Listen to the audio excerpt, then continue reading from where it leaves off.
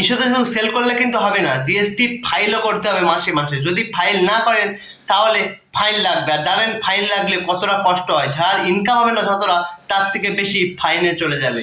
তাই ভাই আপনারা অবশ্যই অবশ্যই মনে করে কিন্তু জিএসটি ফাইলটা করবেন, কারণ আমার অলরেডি 3 মাসের ফাইন লেগে গিয়েছে 1500 টাকা। তাই আপনাদেরকে আমি বলছি যে অবশ্যই আপনার জিএসটি যদি আপনারা মানে রেজিস্টার করে থাকেন তাহলে অবশ্যই আপনারা মাসে মাসে ফাইল করবেন, না হলে ফাইন লাগলে তখন বুঝবেন ঠেলা। যতটা ইনকাম হবে না তার থেকে ডবল চলে যাবে।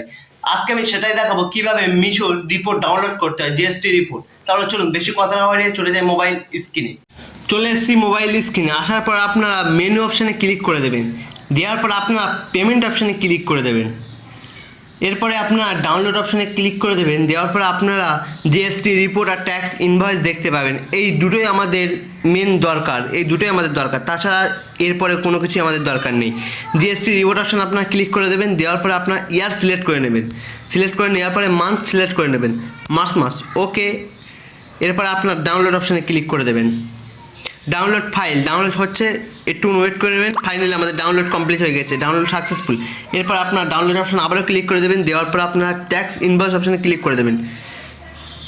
দেওয়ার পরে আপনারা কবে থেকে ডাউনলোড করতে চান সেটা অবশ্যই সিলেক্ট করে নেবেন।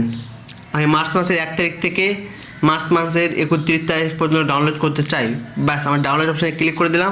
ফাইনালি ডাউনলোড হচ্ছে, ব্যাস ডাউনলোড হয়ে গিয়েছে, ফাইনালি ডাউনলোড হয়ে গিয়েছে, ডাউনলোড সাকসেসফুল। এইরকমভাবে আপনারা ডাউনলোড করতে পারবেন, আপনারা তারপর ফাইল করতে পারবেন। আর আপনারা যদি সিএ দিয়ে করান তাহলে আপনারা অবশ্যই সিএকে এটা ফরওয়ার্ড করে দেবেন। তাহলে আজকের ভিডিওটা ভাই এই পর্যন্ত ছিল। কেমন লেগেছে অবশ্যই কমেন্টে জানাবেন। দেখা হবে আপনার সাথে নেক্সট একটা ভিডিওতে।